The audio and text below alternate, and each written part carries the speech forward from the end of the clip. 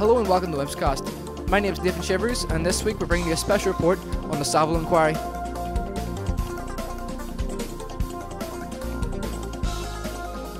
Yesterday saw the launch of the eagerly anticipated Saville Enquiry into the events of Bloody Sunday.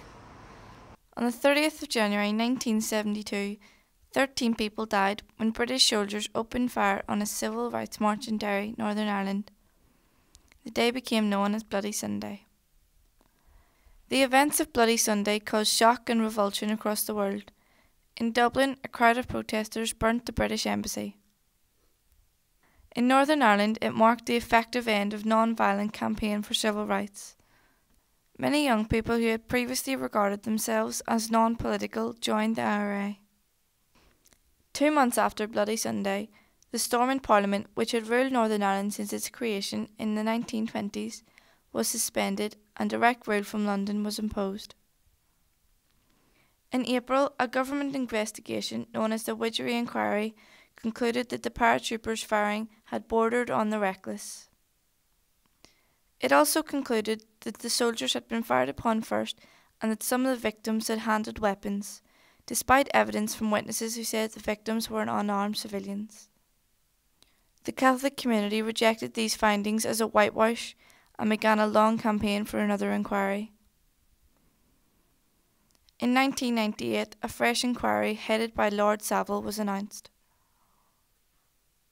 Yesterday saw the release of the long-awaited Saville Report into the events of Bloody Sunday.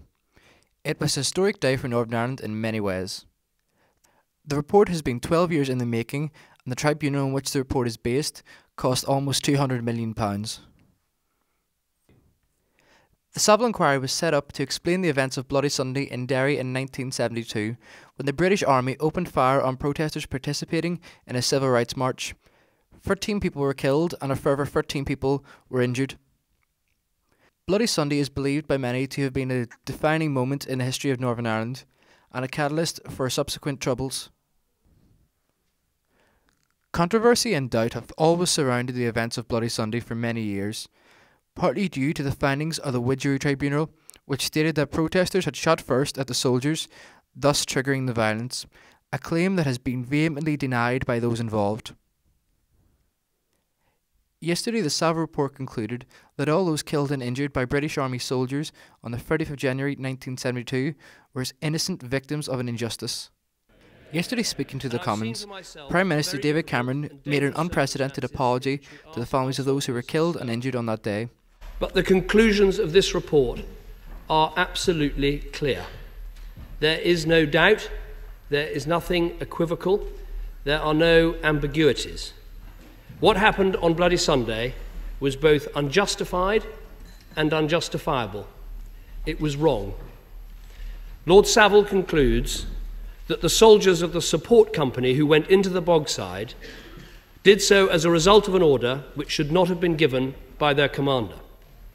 He finds that on balance the first shot in the vicinity of the march was fired by the British Army. He finds that none of the casualties shot by the soldiers of support company was armed with a firearm. He finds that there was some firing by Republican paramilitaries, but none of this firing provided any justification for the shooting of civilian casualties. And he finds that in no case was any warning given by soldiers before opening fire. In Derry's Guildhall Square, thousands of people gathered to await the release of the report, and the findings of the report were greeted with rapturous applause and celebrations from the crowd. On Tuesday, some of the WIMPS crew went up to Derry to talk to some of the people on the streets about the launch of the report and how they felt about the results of the inquiry. Hello, I'm Karen from the Belfast WIMPS crew, and today we're in Derry. After 12 long years, the Saville Report has finally been published, and it found that all those shot on Bloody Sunday were innocent. We're here today to ask the people of Derry their opinion on the issue. How do you feel about the conclusions made in the report? Great. We waited for it a long time, and so did the families. More so the families were highly delighted for the loss of their families and the people that was injured. That everybody finally got what they deserved and justice was done. Everybody realised everyone was innocent and all the families were all pleased and supportive of that. Harry? I think it's just a brilliant feeling, and it's just relief. And there's the Protestant ministers was meeting with the families today, and it was says that it was like a big weight lifted off everybody, and that's how I feel. It's just like a big sigh of relief that everybody finally acknowledges, right, this is what happened, and they're totally innocent, and they weren't doing anything wrong on the day. It was a civil rights march. Like, How do you think it will affect the people of Derry? Well, I think Derry might come better now than, because there's waited for that for 38 years. It was a long, long wait. I think it might restore some faith in the government and stuff like that, because before it was a big cover-up, and now they've said sorry, and it's not often that the government will say sorry for their troops, so it's... Yeah. So you're pleased with it? Yeah, very pleased, yeah. Well, it's obviously been affecting them since the day and hour it happened. So, like, I mean, there was 13 people killed and 14 people injured. So, you know, it's still having a long-lasting effect. Personally, I can't speak on behalf of everybody from Derry, so I can't. But I'd say that their family and friends are very happy now that they can actually say, "I told you all along that they were innocent," and they know now, and everybody else knows. The Saville Enquiry cost nearly £200 million. Do you think the Northern Irish people got their money's worth?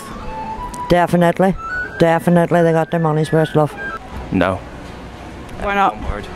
Because how do you justify spending £200 million on an inquiry for solicitors' fees and lawyers' fees and courts' fees, whenever, if the truth had been brought to the forefront at the start, then it wouldn't have cost anywhere near half of that, or a tenth of that even. £200 million is a lot of money, and you sort of think what that could have been spent on if people had just listened at the start instead of just blaming them for something that they didn't do. With 200 million, it's a lot of money, and I know they think it's money that maybe could have went elsewhere, but if they had done the report with a witchery and done it properly, they wouldn't have had to spend it. I believe they have got their value for money, because this act was carried out by the people who were supposed to be keeping peace and order, and instead they shot 14 people dead. So I think they have, because it needed to be addressed. So what do you think about the report? Should it have taken so long? Should it have cost 200 million? Your opinion matters, so get on the WIMPS forum and tell us what you think.